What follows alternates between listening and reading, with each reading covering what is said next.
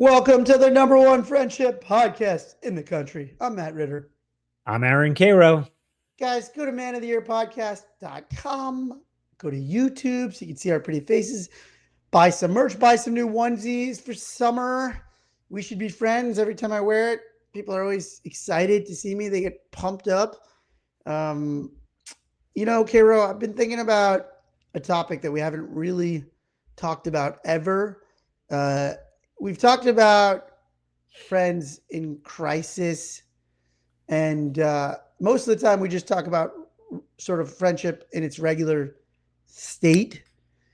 But I'd say that there's a state in between those that happens fairly frequently that I wanted to talk about, which I call the yellow zone. Like in the RPMs, sometimes the car's in the red, it's clearly in the danger zone. Mm-hmm. Most of the time our cars are just ambling along, but sometimes we're in the yellow zone and nobody knows about it. And I recently had I've had this recently, I don't know, fairly recently I've had it where I've been in this situation. I've had a few friends over the past like 2 years. I'd say there's been like 5 or 6 times where me or a friend weren't at our perfect level balance and nobody really knew until it was kind of too late. Have you been in that situation at all? Like with a friend where you're like, I didn't even realize we were getting to that state. Well, certainly if I haven't seen a friend in a while and then we get together and then like they drop a bombshell on me, I'm like, oh, I had no idea. So it's almost like the less I see a buddy, the less aware I am of that. But yeah, I've certainly been in like a low boil. Something's going on in my life. People don't really know about either because I don't tell them or they don't ask but not a full blown crisis. Right. So I wanted to talk about this because I do believe that we've addressed a lot of elements of, hey, what to do when your friend's in crisis or whatever. But we've skipped this major step of like, how do you even know when something's going on in your friend's life? And what do you do when it's not like a full, we all know what to do if a friend's, parent died or something, or, some major obvious life event has happened. We all know what to do. But yeah, most of the time we're just living our lives. And a lot of times we were talking about this yesterday before I said it for this episode. I'm like, what percentage of the year do you think you're even like in your normal thing? Like, I think there's like up to 20% of the year sometimes somebody is going through something that reaches a level that I call the yellow zone, where it's like, hey, you know what would be great? Friends. By the way, for those who don't know what to do when a friend is grieving, episode 176, the Grieving Friends Guide. Yes, it's almost like the yellow zone is a little bit more what's the word? Like it's a little dangerous because you don't really know that. And when your friend is in full blown crisis, like everyone musters together, but this is like an invisible situation. Right. It's almost like the invisible crisis of this loneliness epidemic, right? The invisible crisis is that, like, we, first of all, we don't see each other enough. I think what you said is great. Like, of course, there's going to be a correlation between how long you go between seeing friends and how often you find out that they've had a lot of bad stuff going on. Right. Because Yeah. the odds are, if you haven't seen a friend for a year, it hasn't all been gravy. Yeah. I think about, I believe, what is it? 20 million friends have 20 million men have no close friends. Right. So that's 20 million lone wolves with no one to talk to. Right. Or bothering their wives. Yeah. And I think things can escalate from yellow to red by not having friends. Yeah. Not having people to talk to about when these things happen. Yeah. I mean, listen, I think that's the whole crux of the podcast, right? Men need their friends. Even those who are married, they need someone besides their partner to talk to. And even those that have friends, they don't even talk to them. And like then these things from the yellow zone go into the red zone. It's like when your car needs servicing and you don't fix it, and then next thing you know, you blow a gasket. We want to try to help prevent that from happening with our very men. good analogy. Car analogies are good for men. We like the car fixing analogy. And we both know that I ignored my check engine light on my Saturn for a good 12 years. I mean, I feel like you should probably just tell that story. What I was mean, the your car story? I don't even exploded, remember. basically. What happened? Your car like exploded on the I don't even remember. in the Jones Beach. Didn't you like you tried to turn on a median and your tire? Then you're Oh, you talking about when I was 17? yeah. Oh no, that was you talking about an accident that I had when I was 17. No, I but was that's talking about wasn't shit. this. I'm talking about the Saturn I had in LA for 10 years that I Oh God, the one that like got towed. It had a parking ticket on it and then got towed again or something like that. yes. I You're eventually gave it up to 1-800 Cars for Kids. did you really? Yeah. What is that? But Is it then a tax deduction? yeah, but then I found out I think it's kind of a I don't want to say Scam? it's a scam. But Yeah, then so then allegedly. this time we gave away our BMW X1 to veterans instead. Did you own it? Yeah. And so why don't you sell it? 13 years old, you get like I'd rather donate it to the veterans than get 2 grand.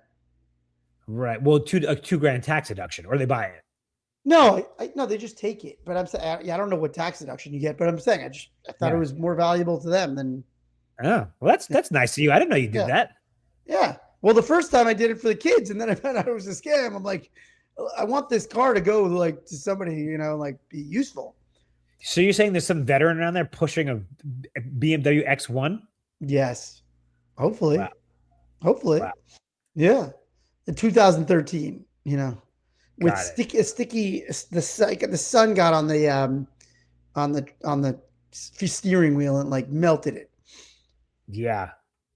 Um, I think that the thing about Cars for Kids, just did a quick Google, it is legit, but I think it like the money goes to like a religious organization. It's not clear from the Mm. ads. Yeah. So I wanted to do a kind of early listener question because I think it hits a lot of kind of the framework of the discussion that I want to have. So yeah, We'll be right back with a listener question. Okay, guys, this is asking for a friend. If you have a friendship question or ethical dilemma, send it to us on Instagram at Man of the Year Podcast, and we will answer it on the show. Matt, take it away. I'm going through a rough stretch, Matt and Cairo. I lost my job, a little directionless, just not feeling like myself. I realize I want to see my friends more and actually lean on them a bit, but that's never really been our dynamic. I am the quote, low maintenance friend. Part of me feels like if I have to ask for it, it doesn't count. Like they should just know. Is that fair, or do I need to get over that and say something? Well, it's a great question, and we should just acknowledge that, like, losing your job, it hits on so much of like a man's life, like not just literally financially, but also purpose. And especially if you're, in a relationship and you're supporting family members, unfortunately, God, when I read in the paper, Matt, it's like, oh, Google cut 10,000 people, Disney. I'm like, where do these people go? Well, that's why I've always been very anti, like, oh, you should just fire this person or they should lose their job over this and that. Like, Mm, somebody's livelihood is lost. Like, everything falls apart. yeah. Yeah. And especially in our industry, people just out of work. Yeah. I Uh, mean, I know an actor who's like just moving out of LA, selling their yeah. house. It's just, Yeah. yeah. I just had a friend text me yesterday that a job didn't work out and now they really need work. And it's like, half kind of like just venting, half like, is there anybody I know? And it's like, I don't know anybody. There's very little work. Yeah. And Yeah. It's that, like, that can compound very quickly and spiral very quickly into, bigger crisis for sure. And meanwhile, most people don't know that's going on. so the question, a couple dynamics. Number one, why don't my friends realize that I'm going through something and I need them? Number two, I don't really want to ask them. Number three, I'm usually the low maintenance guy. Um, I think we can kind of pick these off. Obviously, the first one they should know, you know, Friends aren't mind readers. We talk about it all the time. They potentially should know, to be honest. Hmm. Sometimes they don't. I mean, think about all the times that you don't know what's going on in someone Yeah. else's life. I mean, if you lose your job and you know the person lost their job, okay, like a Right. check-in is warranted. But if you're the low maintenance friend, then you've set a bar of like, oh, he'll get another job. Hmm. Hmm. So I don't think you should be upset that they don't realize. I mean, honestly, I would probably be a little upset if just the way I am. Like, how could you not know? Um, the fact that you've always been a low maintenance friend, again, I think that's just like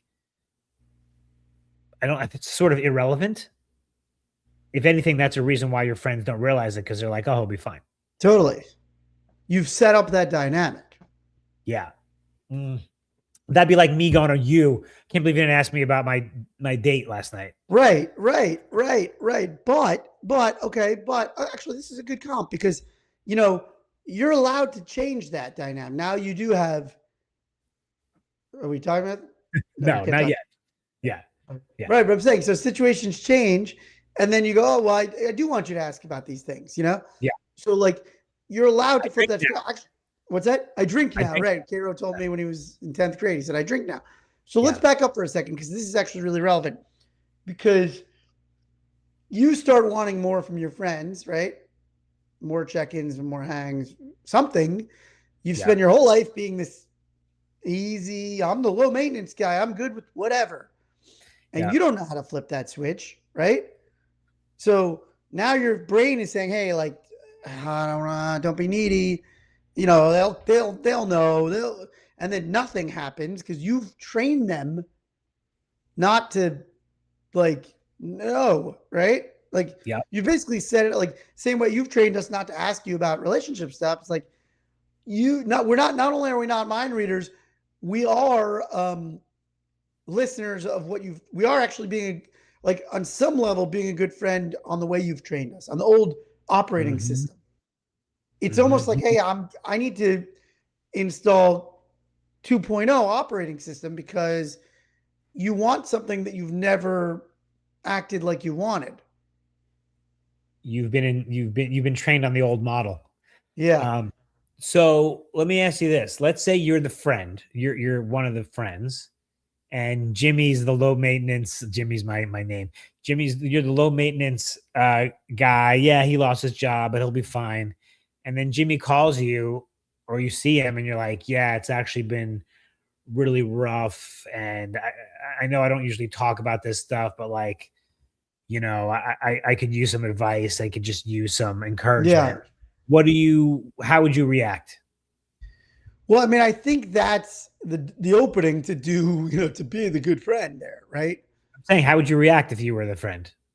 Oh, I mean, I would absolutely look, I'd be like, happy to do it. I mean, are we already out or this person's calling me and saying, like, I would get together with that friend, you know? But I'm saying you wouldn't be like, Jimmy, you're fine.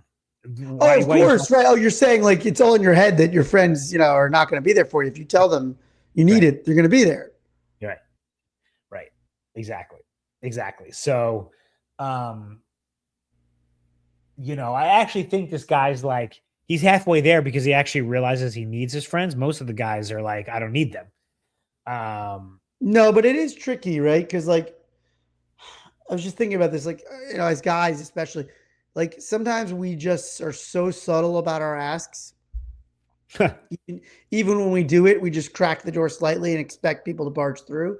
Like we just unlock our front door and expect our friends to come over. yeah. Yeah. I mean, it takes you gotta ask what you want, if they don't realize. Now, I think that the focus of the episode was sort of on the friends. Like, okay, so this guy's Yes. in the yellow zone now. He's not like in crisis. This is not like at least not yet, right? Is that what we're saying? That like how do we Yeah. deal with Yeah. low Yeah. Yeah. level Yeah. crisis? Right. Right. So I think number one is like recognizing the sometimes very subtle ways men. Remember, we said we would like our listeners to say, "I'm in a funk." That's our shorthand code word for, hey, something's going on. I need more from you. So we want you as a friend to read the signs. Some of the signs are what? Going radio silent, Yeah, I was gonna say going radio silent, drinking more, bailing uh, on things. bailing on things, getting out of shape, um, Yeah, being a short little temper. temperamental sometimes. Yeah, yeah, So it's take tough, man, because not everyone's as attuned as I am to like no, little you're change. very attuned, man. This guy can smell a personality tweak from a mile away. Uh, but let's just say that either you detect something or the guy tells you or you ask. Like to me, it's all about triage. Yes. Okay. Like the first thing is like, what do we need like right now? Like, is this person like, I don't want to take it to an extreme. Is it like, can you make your rent? Like, Right. if you lost your job, like, are you okay? Do you need to be the like, I know how insurance works. I know blah, blah, Yeah. blah. You finance your car, like the immediate need. Like, is everyone healthy and safe? Right. Like, Right. that's number one. And then it's like talking about the more systemic stuff, which is like, okay, for this guy, he's got two issues. One, he needs a job, but two, like he's kind of spiraling. Right. And look, I think the best thing to do is just to make yourself available. Would you agree? Well, again, I hesitate to, we don't want to say, hey, if you need anything, let me know. I mean, it's okay to say that. Yeah. Okay. I like that. Right. Because we said let's go a step further. Right. We say make ourselves available. Being the friend isn't just saying, "Hey, I'm around." It's it's stepping up to the plate and going, "Hey, free to grab coffee Friday." Right. Because Put the just to onus be on yourself. right, just to put a finer point, when you say to someone, hey, let me know if you need anything, you're putting the onus on them. And A, they may not know what they need. And Right. B, you've given them Right. a job basically. Totally. Yeah. No, and like I have a friend who just was out of work, and I made a friend connection. That was like the one thing I was like, oh, I could actively try this. But Yeah. then the other thing I'm gonna do is I'm gonna be like, hey, let's meet up. Just because I think part of it is like they just need somebody. They're just Right. saying they need your presence a little bit. And again, I think you mentioned it, I don't know, a couple of episodes ago, of like they're not asking you necessarily to solve their problem. We Just don't gonna know say, what they're asking you to do, right? Sometimes they are, sometimes they just want you to be with them. I was just gonna say that solving the problem, if your friend is I don't know. I can't think of any jobs right now because I was going to say lawyer, but that we actually could fix. You're not going to be able to probably get your friend a new job, right? So, That's what I just tried to do. yeah. I mean, but you're the expert at that. But Yeah. yes, save the triage of like, are you safe? Do you have a house? Do you need like a loan? Do you need rent? You're not going to be able to solve the job crisis. Right. Right. So you can do two things. One, you're just being there to talk to them and vent and hear them. You could also break down their issue into smaller pieces. Like if you work as an engineer, I can't find you a new job, but I could look at your resume. And my Right. friend's cousin is an engineer. I could call him, Right. and maybe that doesn't help, but like if you're breaking it down to discrete pieces, Yeah. um, but yeah, you're really just there to hang out with them. And then I can't remember if we talked about, it's been a while, like wasn't there a thing of like a hug? Do you want to solve it? Do you want to talk about it? Or do you want a Yeah. distraction? Right. Right. Right. Because sometimes they just need a distraction, and that gets them out of the danger zone for a little bit, you know? Right. Because I like what you said at the beginning. We're trying to keep them in the yellow and bring them back to green. Yeah. Uh, we're trying to, head this. This is like early, what's it called? Early, like an early warning system, early Right. management. Right. Yeah. This is Early detection. DEFCON. This is DEFCON 5 or 1. I forget which order it goes in. I think when it goes down lower, it's worse. Right. So this is just DEFCON 5. Because Yeah. look, what are friends for? A lot of times we go, oh, friends are there for wins, but they're also there when during the hard times, right? But we never just go, hey, but friends are also there for the medium hard times. Listen, life is a freaking slog. Yeah. It's a slog. And it's not always like this, like these giant peaks and deep valleys. It's just like, oh, that was like I'm kind of like in this like hill. I got to get up this hill, and it's just, For those of what you is not watching on YouTube, you can watch our episodes on YouTube. Matt is making a series of unintelligible hand motions. I think there's supposed to be peaks and valleys, peaks and valleys. kind of like a roller coaster. Right. Yeah. But we never Yeah. talk about that. It's like life is a slog and you got to be there for your friends for the wins, the losses, and everything in between. Yeah. I mean, listen, my favorite Chris Rock line, he says, everyone says life is short. Life ain't short. Life is long. Yeah. Like, you got, there's a lot. And I would hope it, now I'm doing hand motion. I would hope it all evens out to be over 100 years up, right? Yeah. But yeah, it's like stock market. But I also think people have this fear of like, I'm the needy one. Yeah. Listen, my friend Christina, who has been, relatively needy for about 10 years now. I don't really, well, I mean, I'm happy to help and listen. And like, she's, had some issues that needed help and I haven't, but one day that's going to switch. Yeah. I hope not, but look, we all go through these stretches. I do believe that. Look, we're all different. Some people are going to need less. Some people are going to need more. That's just the way it goes. But everybody's going to need some. At some point in their life, they're going to be in a point, and it may not be, the obvious, like I have grief, and everybody's going to show up because they're obligated to. Yeah. It's this yellow zone where nobody's obligated to, nobody knows, and you spend, I don't know, 10 to 20% of your life in that zone.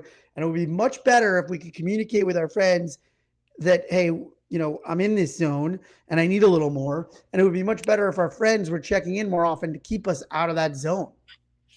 How do you know if someone has gone from yellow back to green? When they seem more like their old self. Yeah.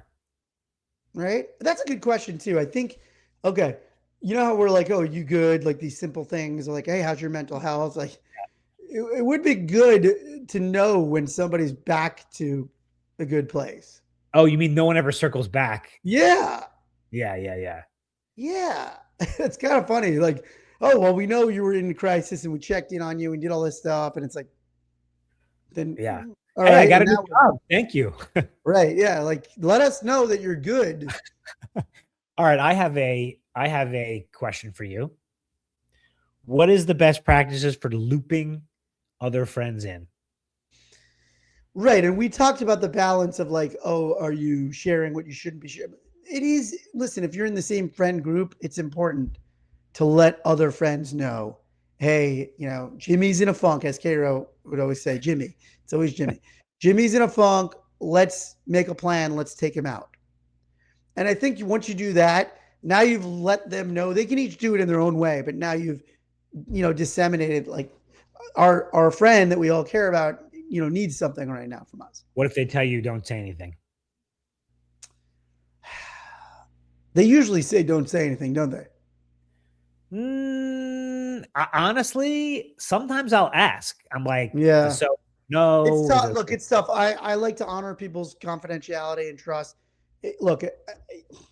That's a tough one. I don't know. What do you think? It depends on what it is, right? If it's something that's like so confidential that really you don't want to breach their trust about, but if somebody's just like not in a great way and you're feeling that. Right. Well, we should say if it's a true, crisis, yellow's about to hit red, I think you can pierce the shield of confidentiality. Yeah. I mean, sometimes what you can do, I think I agree with you. You got to err on the side of if they ask you to keep it confidential, keep it confidential. Yeah. Tell someone else, but tell them not to say anything. Right. But also, like, sometimes they just aren't ready to tell the other people. And I think it's fair to respect that. They aren't ready to tell the other people. Yes. But I'm more worried that, like, okay, this person's in a yellow zone. I can't handle it on my own. Right. I know that is a lot of onus on you. So that's why I'm like, maybe you can tell your other best friend too. Right. I wonder if it's okay to ask the person, hey, do you mind if I tell Bobby? Yes, I think you should.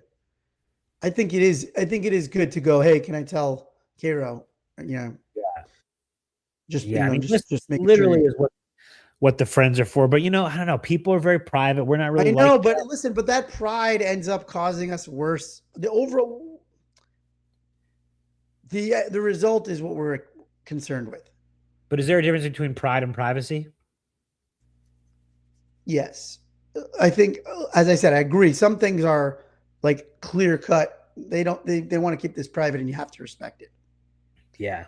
And then sometimes it's like pride, and that's just the way they are, and it's not helping them, and you can't keep it all to yourself. You're not gonna. You need some backup. How would you define pride? Hmm.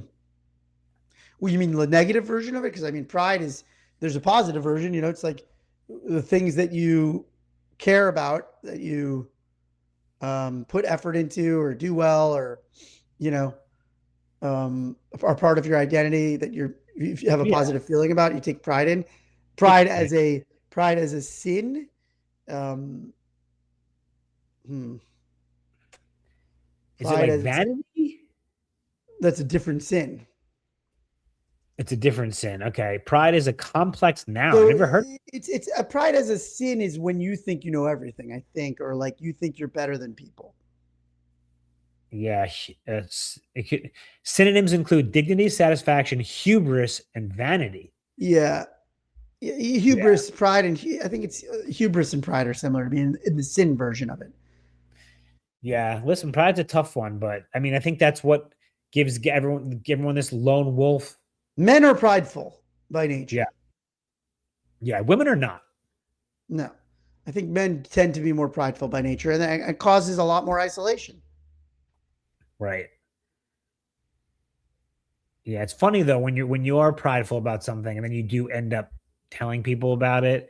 Because it's You saying I don't know everything, right? When you let people in, I don't have all the answers, and that well, goes it's against also the male stereotype that that we've been trained on. but it's also because like you're judging people by their outsides. Yeah. I mean, that's why I barely use Instagram anymore because it's like it's not a accurate depiction. Hmm. Uh and like it's human nature. I'm like, oh, I'm bummed out today. Well, this person's at freaking, Disneyland. Yeah. They're having a great time. Yeah.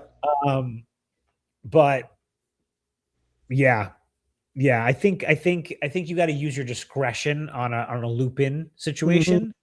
Um, Listen, when somebody says, "Hey, I'm in a funk and I need more and I have more free time on my hands. I just lost my job." It's the perfect time to loop in friends and go, "Hey, let's," yeah, because yeah, that's all on you. What you have to be the only person to make this extra time. I mean, I think it's great, but I think that's big part of it. Is the big part of it is like, hey, like when somebody says that, like make the extra time. is is that just a temporary fix? Oh, we took this guy out once. He Yes, left. Yeah, yes, but what resources do we have as friends? Being there for our friends. That's yeah, our presence, sitting next to them, having a laugh.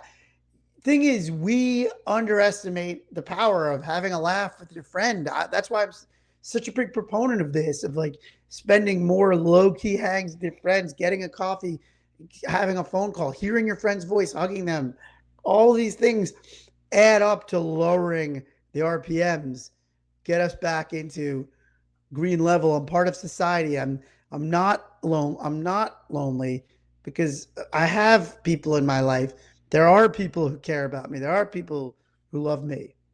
yeah. I can get I through mean, this thing, right? Like I can get through things. I can overcome things because I'm not overcoming them all alone all the time.